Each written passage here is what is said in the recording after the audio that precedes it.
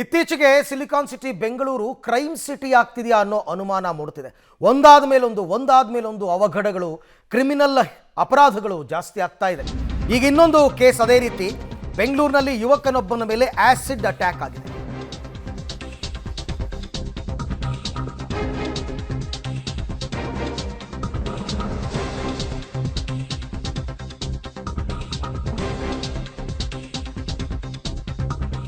Crime city ಆಗ್ತಾ ಇದೆಯಾ silicon city Bengaluru ಅಂತಕ್ಕಂಥ ಪ್ರಶ್ನೆ.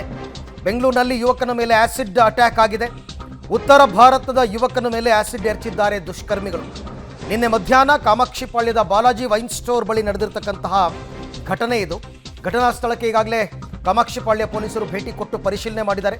ಸದ್ಯ ಗಾಯಾಳು ಯುವಕನನ್ನ ಖಾಸಗಿ ಆಸ್ಪತ್ರೆಗೆ ದಾಖಲಿಸಿ ಚಿಕಿತ್ಸೆ ಕೊಡಲಾಗ್ತಾ ಇದೆ. ಕಾಮಾಕ್ಷಿಪಾಳ್ಯ ಠಾಣೆ ಪೊಲೀಸ್ ಠಾಣೆಯಲ್ಲಿ ಪ್ರಕರಣ ಕೂಡ ದಾಖಲಾಗಿದೆ. ಕ್ರೈಮ್ ಅಂತಕ್ಕಂಥದ್ದು ಪ್ರತಿನಿತ್ಯ ನಡೀತಾ ಇದೆ ಬೆಂಗಳೂರಿನಲ್ಲಿ. ಅಪಘಾತಗಳು, ರೋಡ್ ರೇಜ್ ಪ್ರಕರಣಗಳು, ಈ ಥರ ಅಟ್ಯಾಕ್ ಮಾಡೋದು, ಲಾಂಗು ಮಚ್ಚು ಹಿಡ್ಕೊಂಡು ಹವಾ ಮೇಂಟೈನ್ ಮಾಡೋದು, ಇವೆಲ್ಲವೂ ದಿನದಿಂದ ದಿನಕ್ಕೆ ಜಾಸ್ತಿ ಆಗ್ತಾ ಇದೆ. ಜೊತೆಗೆ ಈ ರೌಡಿ ಶೀಟರ್ಗಳ ಕಾಟ.